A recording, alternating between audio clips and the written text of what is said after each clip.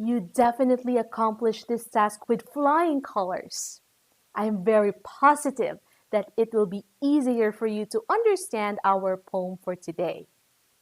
At this point, I want you to get your learning modules and open it on page 23. You will see there the poem, The Seven Ages of Man by William Shakespeare.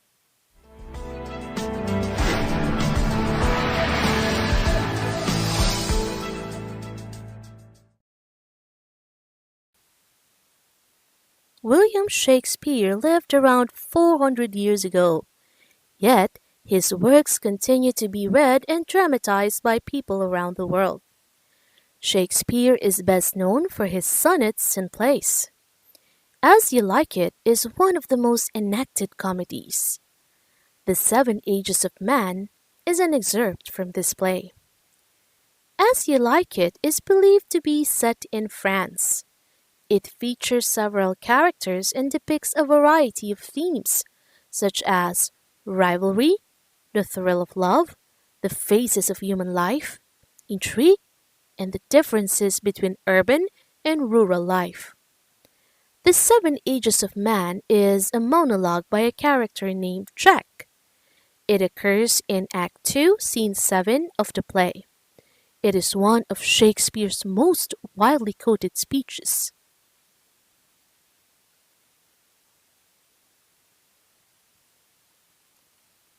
All the world's a stage, and all the men and women merely players.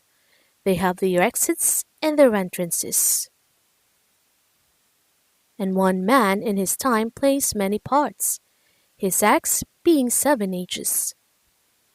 At first the infant, mewling and puking in the nurse's arms.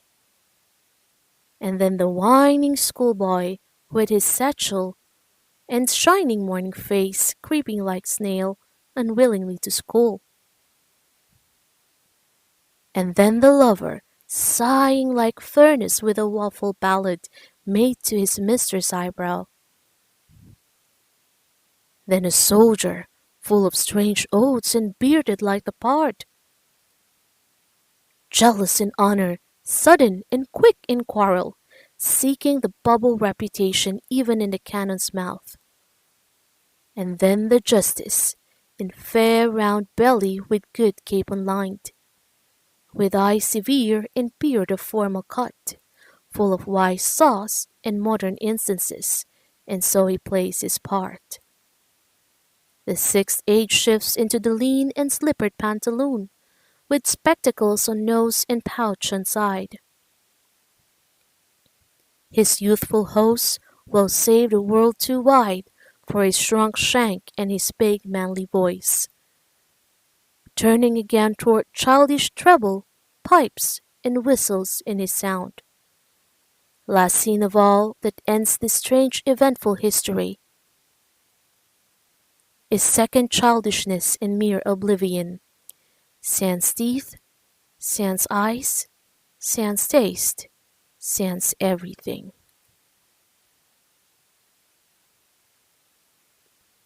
Here is a brief summary of the poem. The poet compares the world to a stage and the people in the world to actors. People are born to play their respective parts and then they pass away. During his or her lifetime, a person plays seven roles associated with the seven stages of maturity. The first stage is infancy. In this stage, a person plays the role of an infant who cries and vomits in the hands of the nurse. He is dependent on others for his physical well-being. The second stage is childhood. The infant has now grown into a young child who goes to school rather reluctantly. Perhaps he is unwilling to leave the protected environment of his home, or perhaps he is unhappy with the various disciplining forces of life. The third stage is adolescence or early youth. The person now plays the role of a lover and writes poems to his beloved. The fourth stage is youth or early adulthood, the person plays the role of a soldier.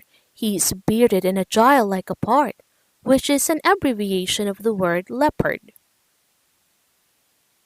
He picks fights easily and seeks fame, however short lived it may be.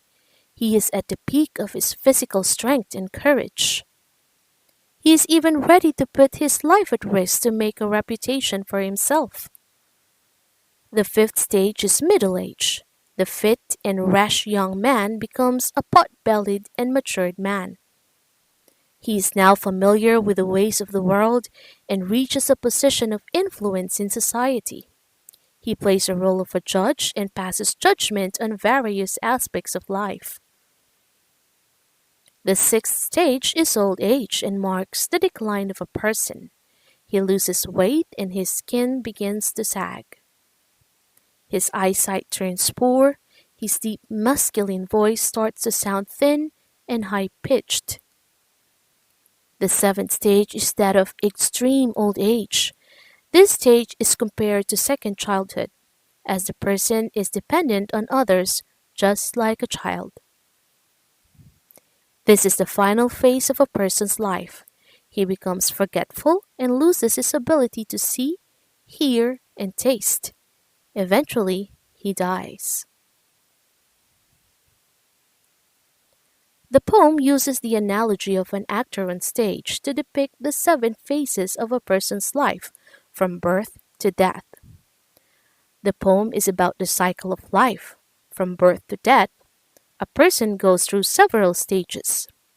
At first, the infant, then the whining schoolboy, then the lover, next the soldier, then the justice, then the lean and slippered pantaloon, and the last scene of all, the second childishness of man.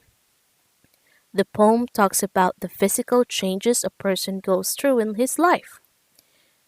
The infant cradles in the nurse's arms, a soldier who is bearded like and agile like the pard, the justice in fair round belly, the shrunk old man with his big manly voice, turning again toward childish treble, and finally, a man on his deathbed with none of his five senses functioning, sans teeth, sans eyes, sans taste, sans everything. The poem also traces the psychological changes of a person as he grows old. He is an emotional lover, sighing like furnace, a rash soldier full of strange oaths who then transform into a mature and worldly wise justice full of wise saws and modern instances. Then in his old age, his mental faculties deteriorates and he suffers from loss of memory or oblivion. In a way, the poem is also about mortality. Let's take the line, they have their exits and entrances. Entrances refer to birth, and exits refer to death. Later on, Shakespeare states that one man in his lifetime plays many parts, his acts being seven ages. These lines emphasize that a person's life is limited to seven phases, and at the end of the seventh stage, a man slips into mere oblivion, sans everything. In other words, a person passes away. The poem is centered around a metaphor that the world is a stage. All the world's a stage, and all the men and women merely players. They have their exits and entrances, and one man in his time plays many parts, his acts being seven ages. The world is associated with a stage, and the people in the world are equated with actors on stage. Just like actors have their entrances and exits, people are born and eventually die. Actors are controlled by the director in the same way the people in the world are directed or controlled by the so-called destiny. Like an actor, a person plays many roles in his life. The phases of his life are compared into acts in a play. Shakespeare has used similes in the poem. Unwilling to go to school, the boy is described as creeping like snail. The lover is shown sighing like furnace. The soldier is bearded like the part. Alliterations are also used in the poem. For example, the sound of is repeated in place and part. W is repeated in well, world, and white, and sh is repeated in shrunk, shank. The last line of the poem employs repetition to emphasize the unconsciousness, old age, and death. Sans teeth, sans eyes, sans